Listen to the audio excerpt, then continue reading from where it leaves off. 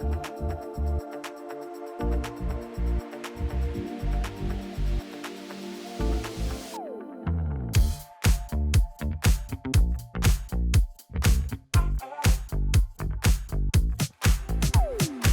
Electric scooters ना इतने ज़्यादा हो गए ना कि हर एक नया मॉडल बोलता है मेरी रेंज ज़्यादा, मेरी स्क्रीन बड़ी, मैं ही बेस्ट हूँ। लेकिन ऑनेस्टली एक सवाल जो मेरे दिमाग में हमेशा रहता है, क्या ये स्कूटर 3-4 साल के बाद भी इतने डिपेंडेबल रहेंगे? और वही चीज़ मुझे ज़्यादा इंटरेस्टिंग लगी सुजुकी के पहले electric scooter the Suzuki EXS में, क्योंकि ये सिर्फ फ्लैशी फीचर्स पे फोकस नहीं करता, ये ओवरऑल राइडिंग एक्सपीरियंस, सेफ्टी और लॉन्ग टर्म प्रैक्टिकलिटी को इक्वली इंपॉर्टेंस देता है। Riding experience and practical features की बात करूं तो सबसे पहले अगर डे टू डे यूजिबिलिटी की बात करें तो स्कूटर का ओवरऑल फील काफ़ी प्रैक्टिकल और थॉटफुली डिज़ाइन लगता है। राइड करते टाइम मुझे जो चीज़ अच्छी लगी वो है इसका प्रिडिक्टेबल बिहेवियर। बैटरी लो होने पे भी स्कूटर वियर्ड बिहेव नहीं करता। पावर डिलीवरी काफ़ी कंसिस्टेंट रहती है जो सिटी राइडिंग में कॉन्फिडेंस देता है।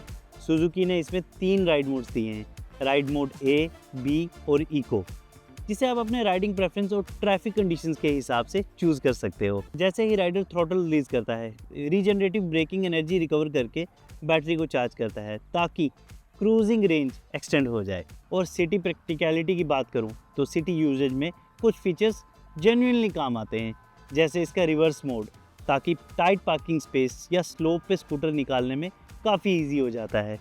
कीलेस फंक्शनैलिटी भी कन्वीनियंट फील होती है, स्पेशली डेली ऑफिस या क्विक स्टॉप यूजेज में आपको हर बार कीज निकालने का हैजल नहीं होता। हैंडलिंग काफ़ी एजाइल फील होती है, स्कूटर हर टर्न पर स्मूथ और कॉन्फिडेंट कंट्रोल डिलीवर करता है। स्टोरेज स्पेस भी काफ़ी स्पेशियस है फॉर डेली एसेंशियल्स, जो एवरीडे कम्यूटिंग में जेन्युइनली यूजफुल लगता है। बैटरी केसिंग फ्रेम का पार्ट है, इसलिए स्कूटर का वेट डिस्ट्रीब्यूशन बैलेंस लगता है और सिटी ट्रैफिक में मैन्यूवर करना इजी हो जाता है।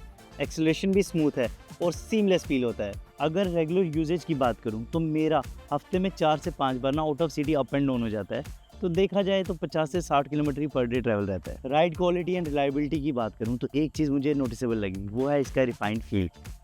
No unnecessary vibration, no loose panels, overall वही सुजुकी का ट्रस्ट फील होता है। एक और चीज़ इंटरेस्टिंग है, इसमें मेंटेनेंस फ्री बेल्ट यूज़ किया गया है इसमें, जिसका लाइफ स्पैन 7 ईयर्स और 70,000 किलोमीटर्स है, जो ना रिलायबिलिटी के पॉइंट ऑफ व्यू से ना काफ़ी प्रैक्टिकल सोल्यूशन है।